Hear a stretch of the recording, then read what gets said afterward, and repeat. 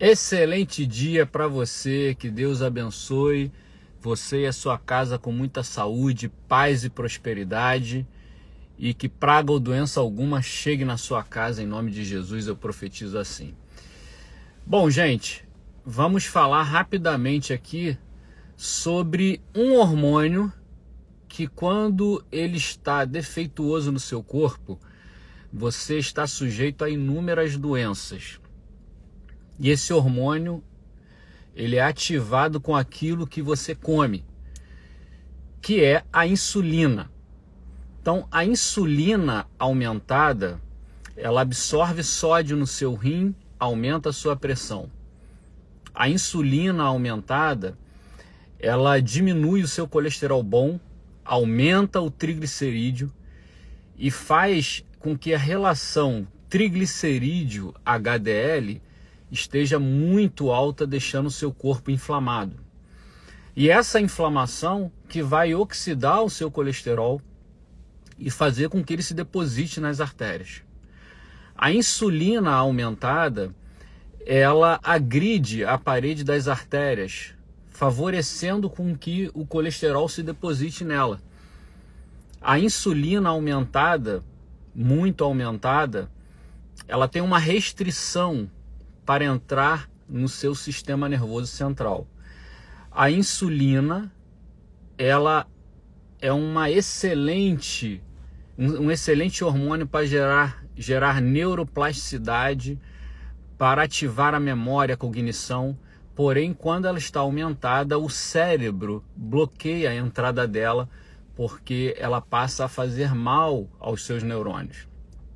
Por isso que os estudiosos chamam o Alzheimer de diabetes do tipo 3, que é a resistência da insulina no seu sistema nervoso central. A insulina aumentada, ela vai guardar toda a energia que você come em excesso. Então, quando você faz uma refeição rica em carboidrato, quando você come aquele docinho, isso gera um aumento de glicose no seu sangue. Obviamente, a insulina também vai aumentar e vai pegar o excesso dessa caloria e guardar no seu fígado, na forma de gordura. E essa gordura é inflamatória, que vai inflamar o seu sangue e as estruturas que estão no sangue. Quando você inflama o sangue, você inflama também a sua insulina. E a insulina inflamada, ela não consegue agir, ela não consegue tirar a glicose do sangue e colocar dentro da célula. Você inflama também o seu colesterol, que, como eu falei para vocês, não é o número do colesterol que vai te trazer problema, mas é a qualidade dele. O colesterol inflamado, oxidado, ele passa a se depositar nas artérias, independente do número dele no sangue, mesmo normal no sangue. Então, como que a insulina ela passa a apresentar esse defeito? O que acontece na alimentação que faz com que a insulina fique defeituosa e te deixe suscetível a todas essas doenças? É exatamente porque nós comemos em excesso o carboidrato, a glicose, o docinho, o pudim, a pizza, macarrão, arroz, isso tudo é carboidrato. E quando você come de uma forma inadvertida mais do que você precisa, você faz um pico de glicose e, obviamente, em seguida faz um pico de insulina. E esse pico de insulina que vai te adoecendo ao longo da vida, a ponto de te deixar pré-diabético e diabético. Para vocês terem uma noção, quando eu faço um diagnóstico de diabetes, por exemplo, hoje eu fiz um diagnóstico de diabetes, a insulina desse paciente já está aumentada há pelo menos 12 anos. Porém, só depois desse tempo inteiro que nós vamos ver a glicose aumentada no sangue e a hemoglobina glicada alterada. Então, a insulina é a primeira coisa a aumentar no início das doenças, principalmente do diabetes.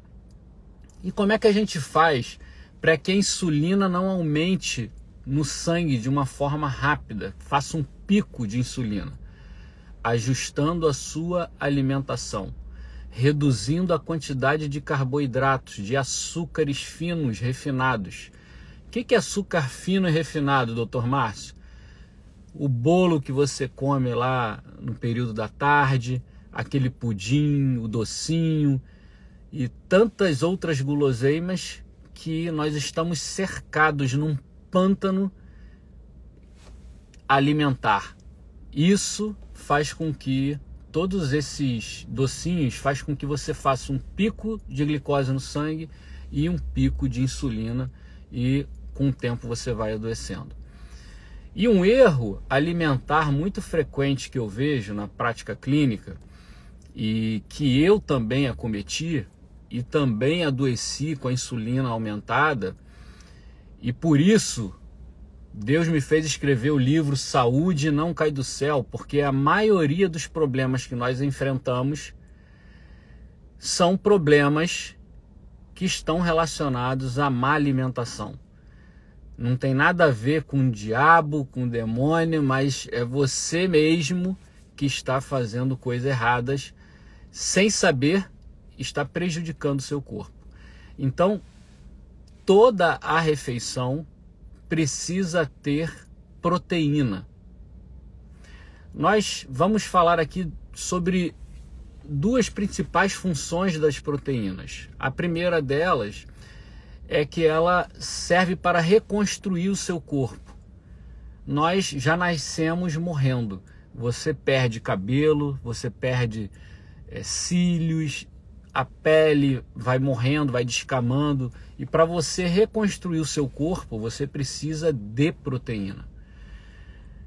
Os órgãos internamente, eles também vão morrendo, eles vão perdendo células, e você precisa reconstruir o seu corpo, e para isso precisa de uma boa quantidade de proteína.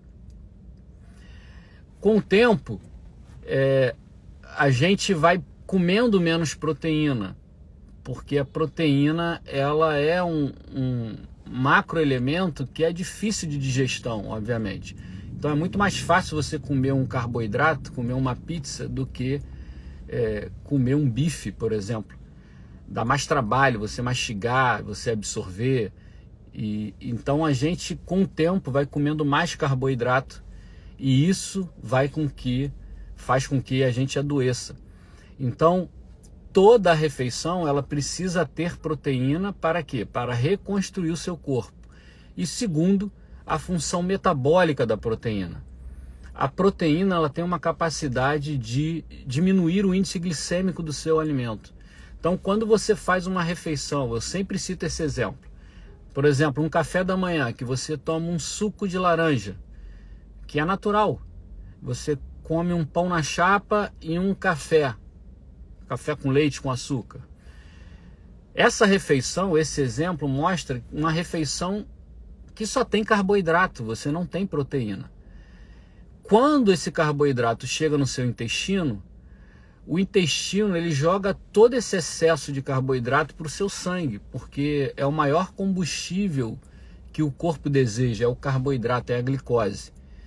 Você faz um pico de glicose, o pâncreas é ativado para liberar insulina, para pegar essa glicose e tirar do sangue. Só que você comeu muito carboidrato, comeu em excesso, mais do que você precisa.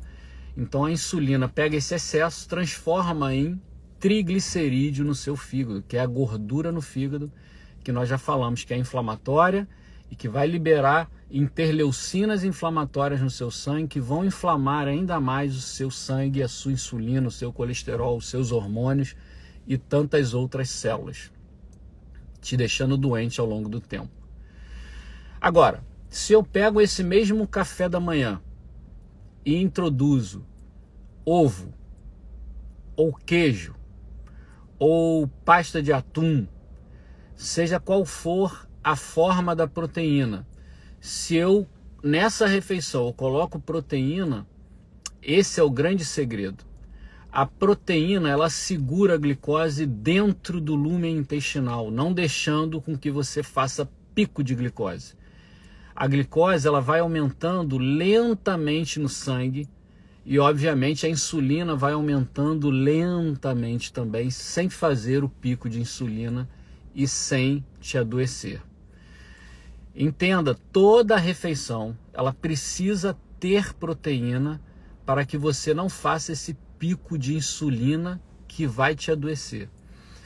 Então é muito importante que você saiba a quantidade que você precisa de proteína. E quem pode te ajudar nisso é um nutricionista, que ele vai regular. Por exemplo, no café da manhã eu preciso de 3 ovos e mais uma quantidade de proteína para eu bater a minha meta. A meta do Dr. Márcio, que não é a mesma da sua, que não é a mesma da minha esposa Bárbara. Cada um tem uma quantidade de carboidratos, de proteína, de gordura para ser ingerido por refeição. Então não é porque a sua vizinha come 2 ovos que você vai comer 2 ovos. De repente você vai precisar de 3 ou de 4 ou até de mais. Então você precisa conhecer a quantidade dos macroelementos da alimentação que você precisa na sua refeição. E o nutricionista vai poder te ajudar. Então, gente, nesse vídeo curto nós falamos sobre a insulina, que ela pode te adoecer ao longo do tempo, desde que você não se alimente bem. Então procure um nutricionista, procure uma ajuda de um profissional que possa regular a sua alimentação, porque sem sombra de dúvidas, o que mais adoece a população hoje é o que entra na boca. Deus abençoe vocês.